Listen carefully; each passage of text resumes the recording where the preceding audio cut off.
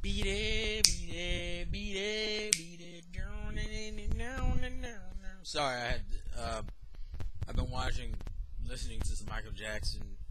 I know you don't want no Michael Jackson in your Pokemon. I just had to throw that out there. But anyways, welcome guys. This is TheInsaneGamefreak here to bring you Pokemon Best Wishes episode. I forgot what episode I was just playing. It's 48. Which is the last MEOWTH filler before the two-part Battle Subway episode that MEOWTH apparently turns evil again in. I actually am surprised. I will say, and I probably will do the halfway points after next one. After, I say in 2 weeks, and I say 2 weeks because technically the episode I'm waiting to come out, which is the Ash versus Elisa fight, comes out next week, but it probably won't be subbed until the week after, so I'll say 2 weeks. And then you'll get your halfway impressions of Pokemon in terms of best wishes in Unova. But what this episode is the last MEOWTH filler, which revolves around Cubchoo. Yeah, that's apparently what they're naming Beartic's pre-evolution, which I get the joke. Cub because he's a bear cub, and Chew because he constantly has a snot dripping from his nose. But it's only one snot. But he looks cute, so I will let it pass. If you get that reference, you are a One Piece fan. And that was the only hint, too, I'm giving. Anyways, the episode was fine for the most part. I don't really feel the need to talk about not the MEOWTH filler anymore. Like, take it seriously considering we know he turns evil by the end of it. The only thing I'm hoping is when we get to the Battle Subway episodes, that it's done the right way. If it's done like in a very annoying way, I'm going to be pissed. That is the best way to put it. That is the best way to put this shit.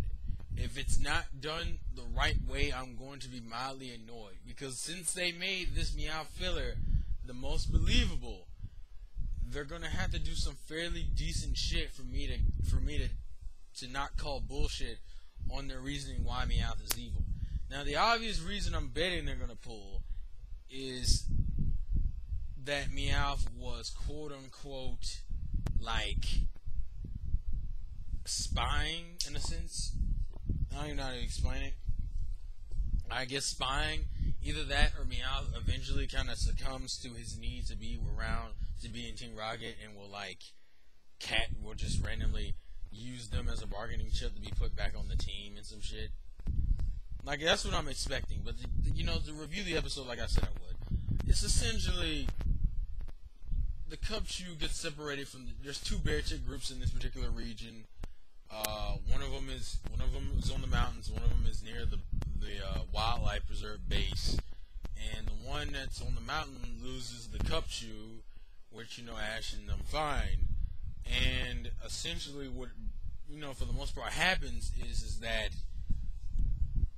there's also the joke about MEOWTH almost getting caught is in this one too, which I thought was hilarious because and it's not even Iris this time. It's actually the wildlife preserve dude tries to catch him, and he's just like, and I'm just like, really? We just love this fucking joke. Now, mind you, it's still funny.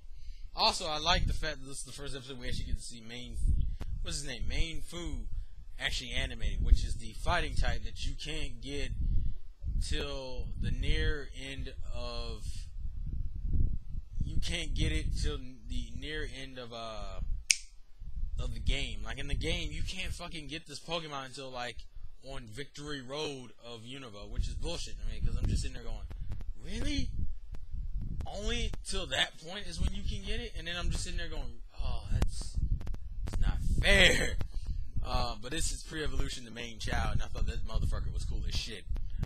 And I have Skype going off, so I'm mildly distracted right now because people won't stop calling me. Still, that just fucked my train of thought up. Essentially, they're trying to work together to explain to the base group that the top group didn't take their food because there was a storm, and that's how the Cubchoo got lost, and also wrecked all the base Beartic's groups trees up so they couldn't get any food. So essentially what it boils down to is that they returned the Cubchoo to the mountain Beartic's. The mountain Beartic's apologized to the base Beartic's to explain they weren't trying to steal their food, they were just looking for Cubchoo, and everything is squared off. you also get to see a little hint of Meowth's old attitude pop back in, because he and Oshawott technically take some of the remaining food from the base bear ticks, which causes this a funny ass confrontation. There's also another joke in this episode where Meowth is constantly getting frozen by the bear tick, because the name of the episode is about him being a negotiator, but he doesn't really work in this one, which I thought was hilarious. I think there's a pun though in this one. It's not negotiator, it's Meowthigator or some shit. I forget what it is, but anyways, I thought that was pretty funny. And then, you know, everything is square and everything is cool. I mean, that's really how the episode is faced off. Now, the one thing I do want to address real quick though is, and I didn't address in the other video, because that's essentially it for the episode. I mean, it's fine. I'm just looking forward to the Battle Subways episode now, because I like those characters. But the one thing I am going to address real quick is the for any of you who don't realize, apparently Pokemon's getting a movie release again, and this is a big deal because Pokemon hasn't gotten a movie release in theaters, mind you. I mean the English version of the movies. You know, the Victini movies that came out in March of this year? No, it wasn't March. It was like June, like a few months ago, actually. The Victini double movies, the black movie and the white movie of Victini and Reshiram and Zekrom.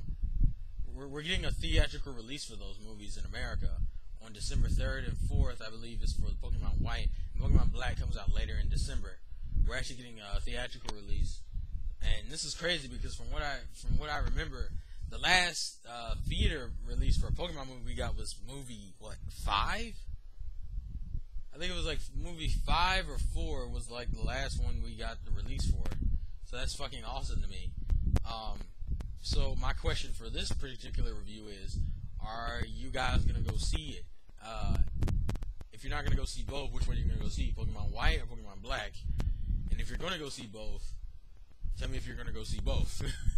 I mean, they haven't talked about the release dates for what theaters yet, but we'll see. If it's a theater near me, I'm damn sure going. Period. But we'll see which theaters are open and have it. God damn it, I hope it's the one in my area, but it's probably the one in fucking Atlanta, which they always do this with select theaters, which means I gotta drive to Atlanta to do this shit, which is kind of annoying, especially when I don't want to fucking do that. But oh well. I may do it because it is Pokemon, but we'll see what happens. Because I think the Victini movies might actually be like the beginning of good Pokemon movies, but because almost all the Diamond and Pearl ones to me sucked. I think like the only good Diamond and Pearl movie is the Darker-Eye movie. Everything else to me, that and the Zoroark movie was okay. Those are like the only two okay movies. Everything else was shit. I'm sorry, that's just my opinion, but I've rambled on for enough. So this has been the review for Pokemon Best Wishes episode 48.